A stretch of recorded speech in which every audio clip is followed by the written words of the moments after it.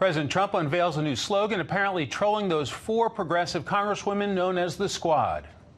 Still today, 'cause there ain't no doubt I love this land. God bless the USA.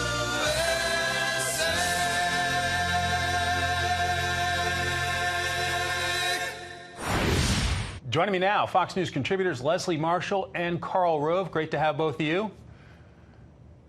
Hi, Great Mike. to be with you. Here.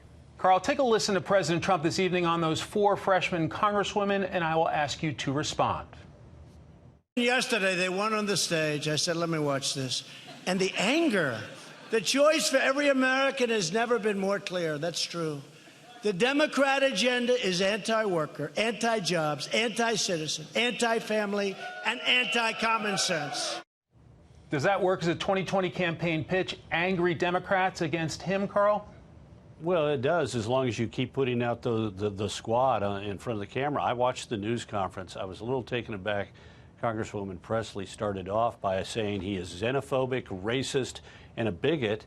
But let's not take the bait and engage in the same kind of language that he engages in, and then spend much of the rest of her time talking about how President Trump was deliberately subjecting immigrant children along the border to trauma, childhood trauma. He was deliberately traumatizing these young people who were in these conditions at these detention facilities along the border. So, I mean, it was like a little bit of disconnect. Let me call them a bunch of names, and then let's say we're not going to call them names, and then let me spend the rest of my time talking about something where I'm ascribing to him a deliberate attempt to traumatize children.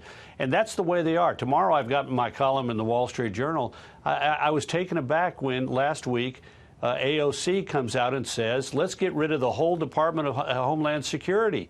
She was asked, you know, you're in favor of getting rid of ICE, and she said, well, I want to get rid of the whole department. And her interviewer, who David Remnick of the New Yorker, said, well, you know, don't you mean reform it? And she said, no, I'm in favor of getting rid of it all. And just jaw-dropping to me. Really get rid of it. You know, people ought to be able to go get on airplanes and carry box cutters, and people ought to be able to come across the border without any border security. We shouldn't have any bioweapons defense measures put in place. We shouldn't have preparedness for emergencies and response. I mean, there are so many things that the Department of Homeland Security does that keeps us safe. And there is our, you know, AOC, the star of the squad, out there saying something that I think most Americans would sort of shake their head at and say, who are you? All right, Karl, we'll check out that column. Leslie, I want to play a clip from MSNBC earlier today and would like to get your reaction. If there was one strategy in 2016 that President Trump and his campaign wanted to do, and what we will probably see again, is just muddy it up, have it as ugly of a race as possible. Socialism, the squad, everyone, throw everything against the wall, and to hope that that depresses kind of Democratic turnout. Do you think the president's trying to muddy it up? Oh, yeah, absolutely. And actually, it's been very effective for him. I mean, it would seem after this, you see his approval rating go up. You see more Republicans united against him, with him and not against him, after he did say send them back. And in 2016, if you remember, he personally attacked every single opponent of his in the Republican Party, became the nominee, became president, and Democrats were saying when they go low, we go high, and we lost. Now, I'm not saying we should go low necessarily, but I think there are those that want to fight fire with fire. To some of Karl's points, though, we have to remember that this squad of four freshman female congressional members who were elected by their district and their constituents are not the majority of Democrats in the nation or voters, not the majority of the party, don't speak for the party, as you often hear Speaker Pelosi try to put out there. And when you look at a recent Axios poll, they may have high numbers with recognition, name recognition, but they have very low approval rating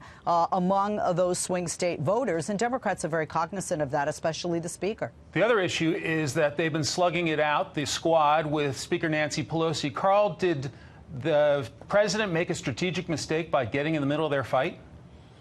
Well, there's a question of timing, but yeah, look, I agree with. I agree that they are not the representative of what most Democrats are about, but they're dominating the coverage, and that's one of the points of my column. I mean, who knows what the Democrats in the House have attempted to do since they took the majority. They have been, first of all, overshadowed by the calls for impeachment, and now they're being overshadowed by the squad. And the squad is having an effect. Who would have thought that a year ago, every Democrat on that stage in the debate would have raised their hand and said, yeah, I'm in favor of free health care for illegal aliens? Who would have thought that the vast majority of Democrats running for president this year would say, yeah, I'm in favor of Medicare for all, and that means taking away everybody's health care? Private health insurance. I mean, this is the kind of thing that these people are driving, and it's to the detriment of the Democratic Party, but it's hard to get them off the stage. Karl Rove, Leslie Marshall, thanks very much.